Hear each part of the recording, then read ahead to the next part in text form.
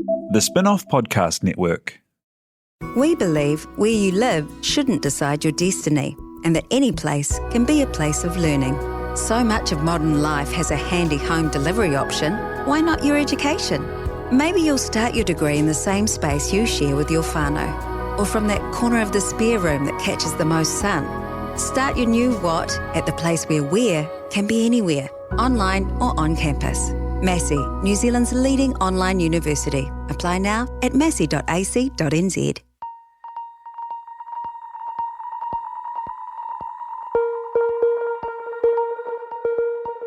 Ki te kahore he whakakitenga ka ngaro te iwi. Without foresight or vision, the people will be lost. Kia ora koutou, I'm Stacey Morrison. Nau mai, haere mai, welcome to Conversations That Count, Ngā Kōrero Whai Take, a thought-provoking series brought to you by Massey University and the Spinoff. On this first episode, I'm joined by Christoph Schumacher from Massey University and Justin Latif from the Spinoff. Together, we'll discuss the difference between equality and equity, looking at how, in a New Zealand society of unequal opportunity, we can ensure fair outcomes both in education and life more generally.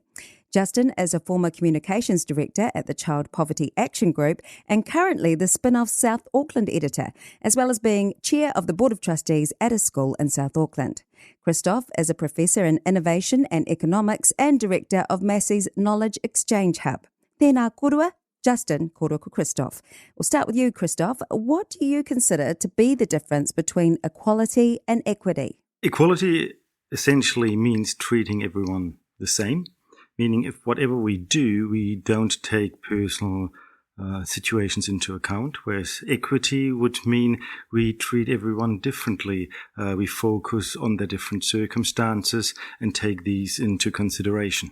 How do we ensure that everyone has a fair go or has a fair share of the prosperity that is created in New Zealand by taking their specific circumstances into account? Having a fair go is a nice Kiwi way to describe it, I believe. And so, Justin, in your understanding, do you think we are fundamentally an equal country? I would say no. For a number of reasons. I think our stats are fairly clear that large sections of our society are starting on the back foot. Their children are more likely to grow up in unhealthy homes. Their communities are more likely to be policed heavily, and their schools are less likely to be of a high standard. And so, in that respect, no, we're not an equal society. I wholeheartedly agree, and I can put some numbers to that because I've spent several years with a team of researchers trying to measure equality in New Zealand. And what we have seen is we normalized it between 0 and 1. 0 would mean we are all equal, and 1 is we are not. And we could see, looking back in New Zealand, that in the 80s, we were sitting at about 0.7. So New Zealand was a very egalitarian country. But then came considerable economic reforms, what we call Rogernomics, where New Zealand moved very much into a market-focused economy, and then equality started to drop quite considerably, and we've now reached sort of a 0.45 on our scale. We've sort of flattened out a bit in the last 10 years, but between the late 80s and the early 2000s, inequality started to rise, or we saw a lack of equality. So I would absolutely agree that New Zealand no longer is sort of an equal country. It might have been in the 80s, but not any longer. And to put this into a bigger context, currently we believe that the top 10% of New Zealanders own about 65% of the total wealth in this country. What do you think a more equal New Zealand would look like, Justin? I think it's a place where people can know that they can go to a school and be able to get an education that will then help them be able to basically go into some sort of career that they enjoy and would be able to achieve their potential. Currently, people's options in low decile schools is limited because they don't necessarily feel like they're getting the same opportunities as someone who goes to a school in a potentially higher decile area. And you've seen examples of that in South Auckland in particular? I guess what I see in South Auckland is we have a like a talent drain in the sense that our bus stations are full every morning of kids who have managed to find out-of-zone applications into schools in central Auckland. And so it means that the schools in South Auckland, where my daughter goes and where my wife teaches, are essentially the kids who couldn't find a place outside.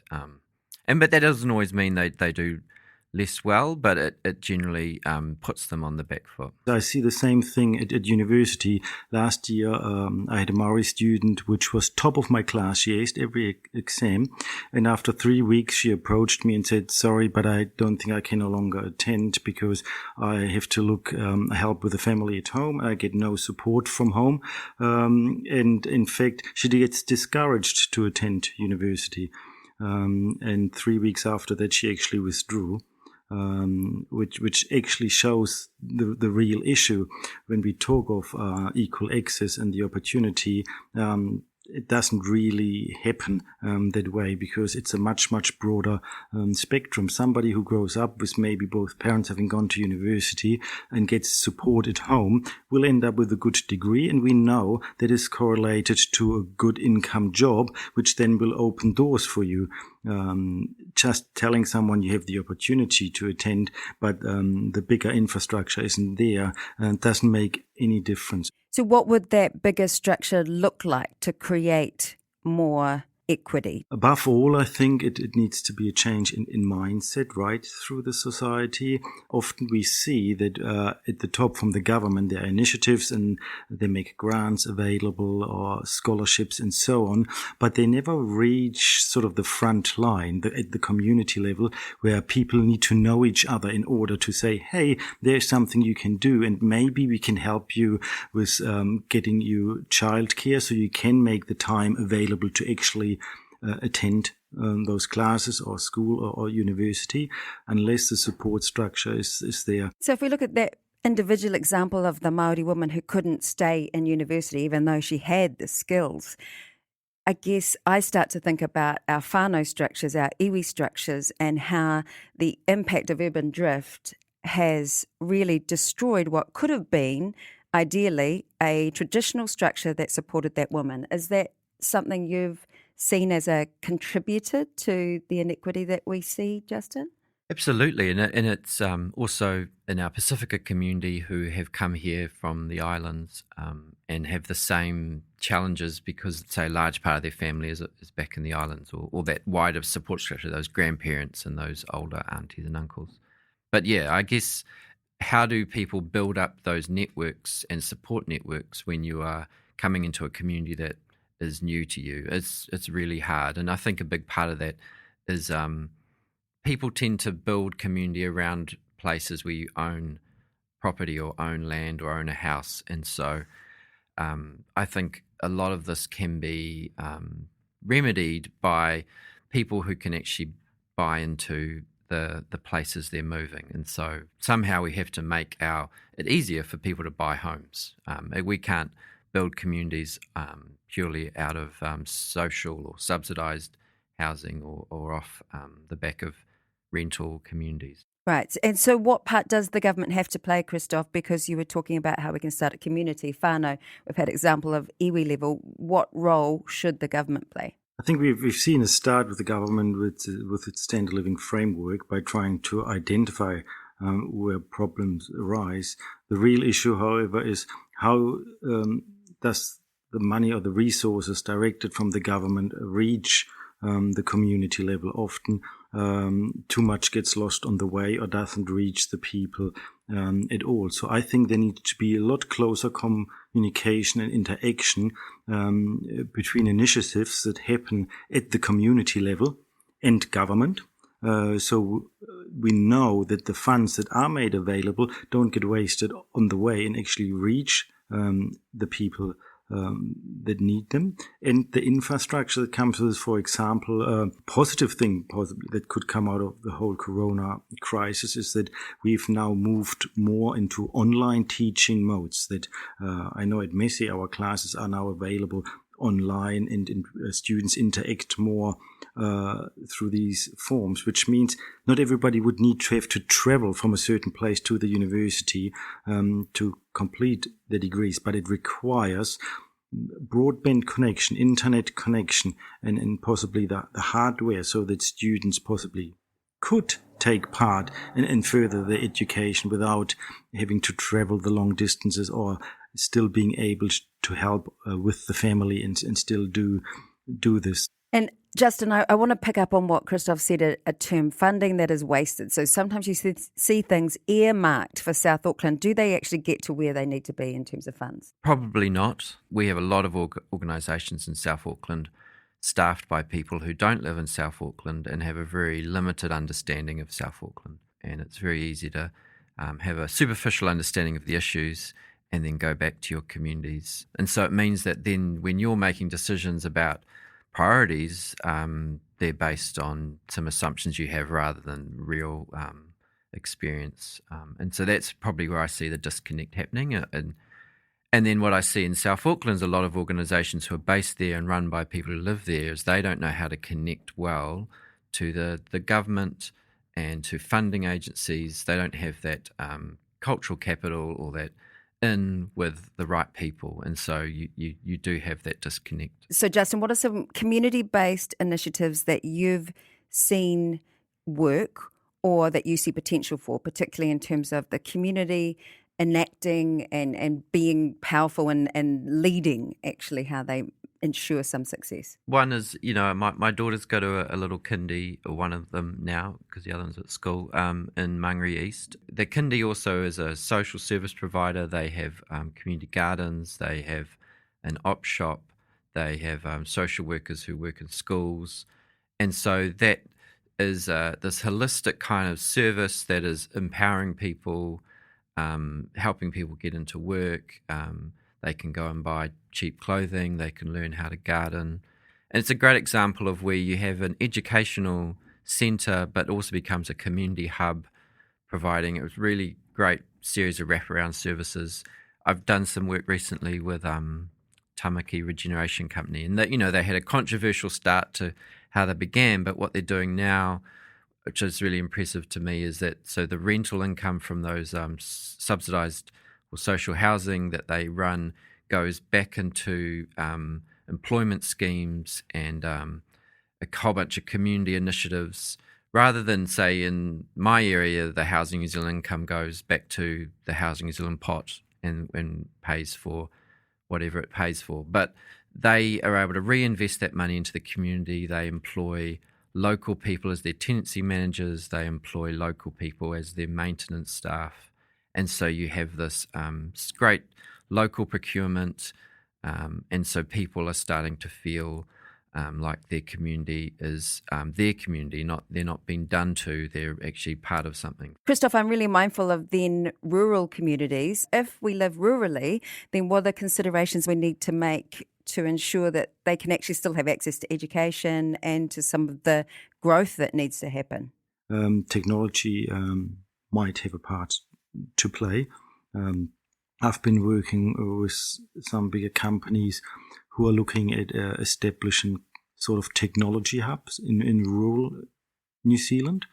And if we can link businesses into that to support and sponsor, and then can set up these hubs throughout New Zealand and provide people with access and a way to, even so being further away from the big cities, still don't feel left out or left on their own devices. I think that would be very, very useful. What's in it for businesses if they sponsor things like that?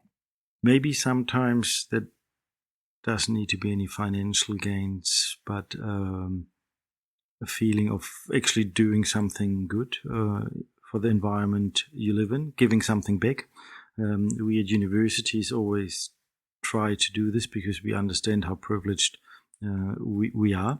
You would hope that there are reputation effects, that people understand and acknowledge that sometimes you pay something forward rather than expecting financial returns, and just showcasing your expertise and capabilities might have spillover effects into other business. Christoph said something about understanding privilege and why the universities do things because they understand they have privilege. Do you think that's part of this conversation as well, Justin? Absolutely. I mean, I think when you talk about communities that are struggling to support their poorer aspects of their community, it's because they don't understand their privilege and they think that they are purely, in their situation through their own graft and don't understand the advantages they've been given, going right back to, the way land was divided up after the Treaty of Waitangi was signed and the way that land was then, taken off people. I see it in Mangere. I've just been chatting to the guys out at Ihimatau and that they are dealing with the consequences of land being taken off them illegally in the 1860s, and they're still trying to negotiate that process. So, and that loss of land actually has economic impacts. It's not just, I don't know whether people think it's a fluffy liberal idea but they are in the process of trying to, re-establish their economic base by trying to have access to their land again. And so that has deep impacts. And then you see families who, I was spending some time with my in-laws in Tauranga over the weekend. They were just talking about, this guy owns 200 hectares of land, which his family have owned for 3 generations. And this family over here owns this much land and they've had that for, so that generational wealth then sets their children up to be able to go to university or go travelling because they can, benefit from the land that they have. So I guess that's where the privilege, we don't always realise, we're getting this stuff because our families were set up in this way. But privilege is quite a triggering word, isn't it, Christoph, for New Zealanders in particular who like to believe, say, in the 80s, like you said, we had a more equitable society. Yes, and it goes right back to the point I made that why many people believe we have equality of opportunity. We don't, because wealth does matter and it presents you with opportunities that people without that initial wealth simply don't have. As Justin said, sometimes it's purely coincidental who ended up with some initial wealth and who didn't. It's hard to accept that should be the deciding factor on how you will do later on in life, whether you be just given that initial endowment or not. And that's what I meant with also the privilege that we need to understand some of us have. And we shouldn't take for granted, and we need to make an effort to ensure that we have more equity, that those without that initial endowment still have the opportunity to make a change and don't feel locked into a certain cycle. And so where does education sit in growing that opportunity?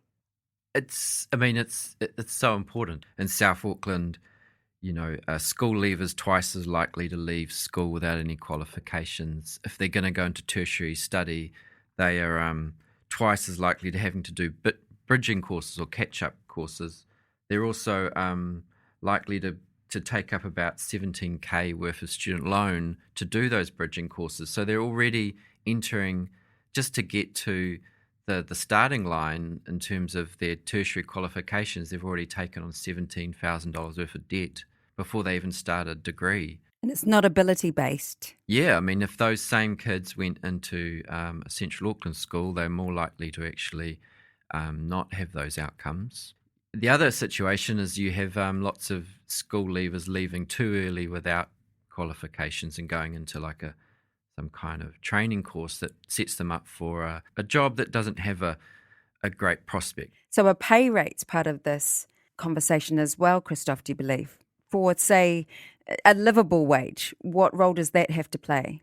The current crisis has clearly shown us what is considered essential and clearly reminded us that a lot of people who have been risking their lives and be there for others are not paid accordingly. And it's exactly those people at that minimum wage range whether it's the healthcare sector, hospitals, or other public services have been struggling. And I hope something that's coming out of this crisis is to understand and appreciate how important these essential services are. And that has to go along with a just salary, because in a free market, we do believe people should earn based on their marginal contribution. So if we understand that this contribution is higher than what we initially anticipated, then they need to be compensated accordingly. So what's the best way to ensure that happens? Is that the government saying UBI or there's a livable wage and everyone just has to pay it? Or does the private sector have a leadership role here? The private sector, we now have a situation where they can't just, import workers. They're actually going to have to find a way to invest in the local workforce, and that's going to mean probably different ways they practice. I've been working with some construction companies who do a lot with their workers to help them get into housing, to help them. They have started their own trade company, trade training organisation to actually train up their workers who enter their workforce who don't have the training that they need. They have almost like a counsellor or a social worker employed at their site to help staff who are dealing with really serious, social or mental health issues. So I think you already see there are private sector companies who are actually going that extra mile because they know that part of their investment is also into their people, not just into the tools of their trade. I think a solution has to involve government, the private sector, and communities, and also the individual, that you actually need to be actively involved or interested in making a change. I don't think government alone can do it, and I don't think the private sector alone can do it. And it needs government regulation and support at the top so that there's a mandate for companies to follow up. And we need the right points at the community level that are accountable to what they do, so we know it gets to the right places, and we need to measure and monitor and redefine what we mean by success, so we can continuously improve what we are doing. It's not good enough just to come up with a framework of what we think should happen. We need to also ensure that people want to participate, and then continuously measure whether what we have achieved is in fact success and in line with what we try to achieve. So I strongly believe that it needs different parties involved at the same time in order to tackle this. Do you think that needs another government entity to be in charge of equity, or is there a whole lot of sectors of the government that can work together on this without creating a new kind of approach or a particular sector that is focused on achieving equity? I don't think we need another level of bureaucracy. And there's actually enough money spent by the government on initiatives. It just needs to be spent in the right way, and it needs to be spent effectively. And if it sometimes means we need to reconsider what we are doing, then that needs to happen. One really positive maybe change has been the well-being focus to how a budget gets built, because now you're seeing instead of budget bids being made by separate departments and then competing against each other, they are now trying to put co-bids together. And so you have a situation where the Ministry of Pacific Peoples has worked on a bid with MBIE, and there's this thing called the Pacific Skills Shift, which will be hopefully an initiative that gets people stuck in kind of entrenched into low skill work and be able to retrain them into high skill, high paying work. And it's very much a foundation of kaupapa Māori approach to health and to many things. So there's a lot of working parts there, but just not working together as well as they could be, is what I'm hearing from you both. So what does equity in education in particular look like to you, and how do we get there, Christoph? Now we're trying to save the world. Those are the difficult questions. We do know that education means something different for different people, that the environment matters, the cultural background matters.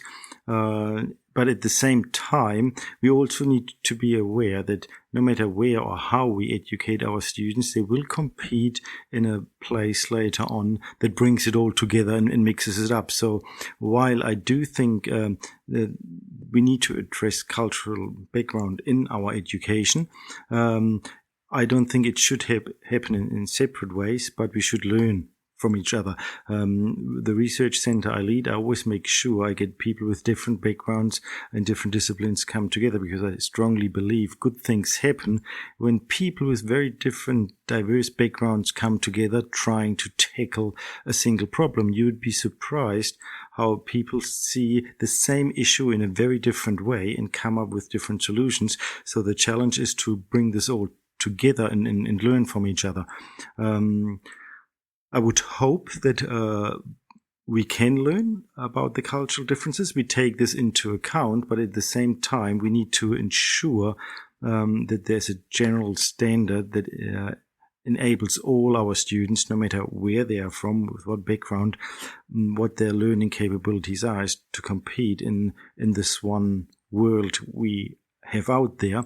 I think technology now should enable us to connect better and to be more open and understanding.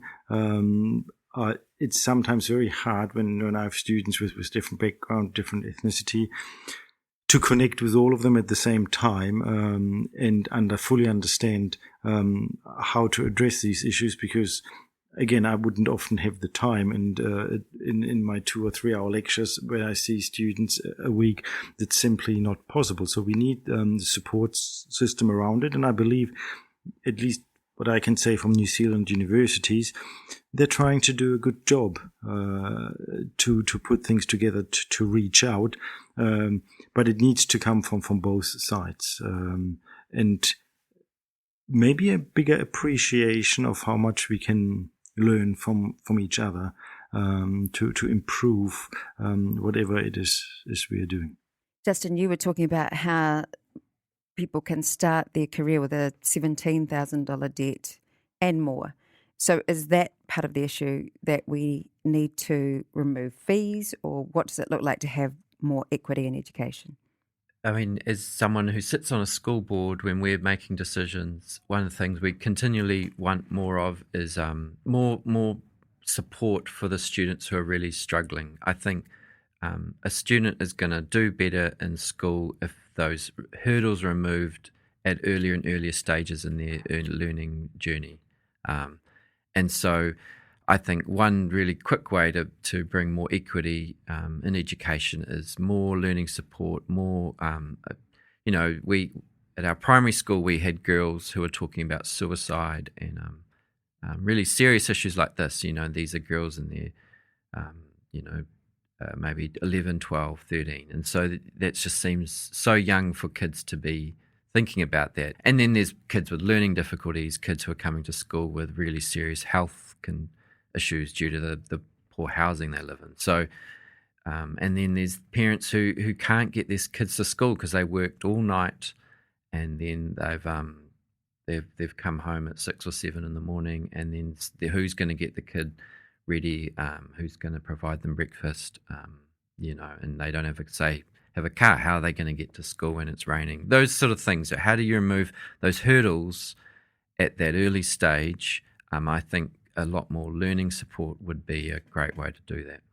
And Christoph, by the time they get to university, what's your thought on the fees and what it takes to be able to participate in tertiary education? At least removing the fees will give everyone a better chance to study, because you don't end up with a huge student loan or struggle to even enroll because you don't know how to finance it. But that's only one part of the puzzle. The other part is the support systems around it.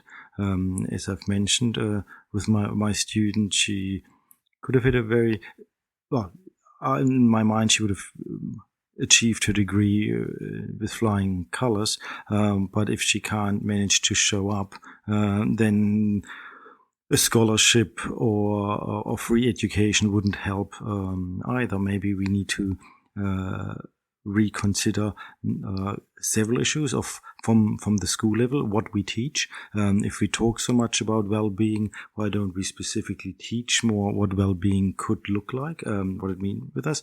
When we hear that young students struggle with stress, which has happened and keeps increasing, why don't we have specific classes in how to manage, how to recognize stress, how to even understand emotions? I mean, we teach a lot of very specific topics, but some of them that deal with our well-being we seem to neglect. Maybe we need to start thinking differently in how we group students together. So far, we always think age is the right factor. If you're 10, you're in the same class with all other 10-year-olds. But maybe there are different ways to put people together to provide an environment where they can strive better.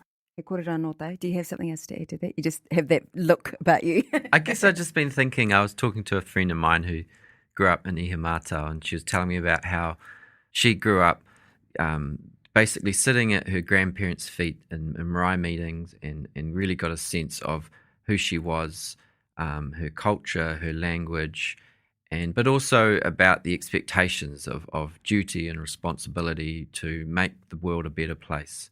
And it really struck me that, she's gone on to become a successful journalist and, business owner, and also many of her cousins are as well.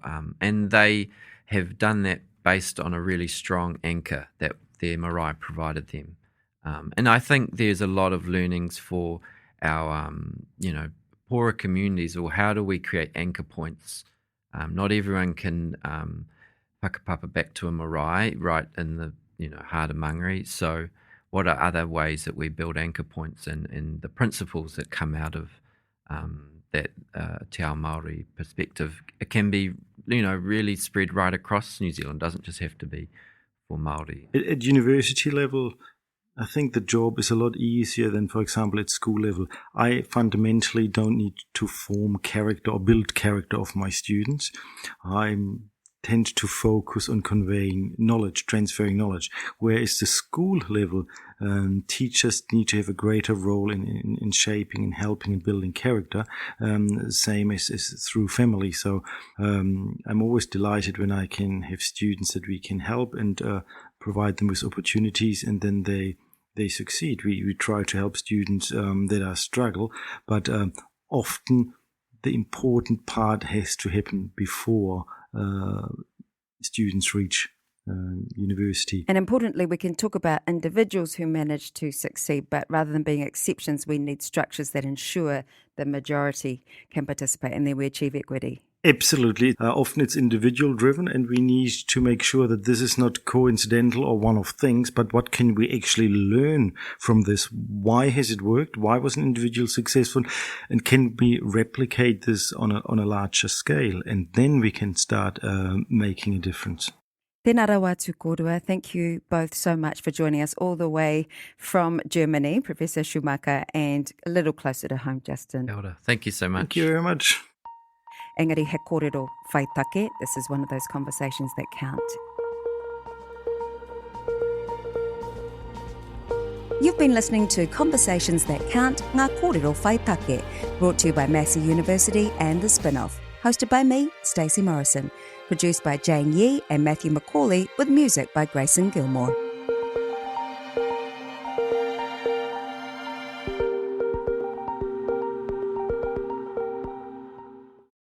The Spinoff Podcast Network.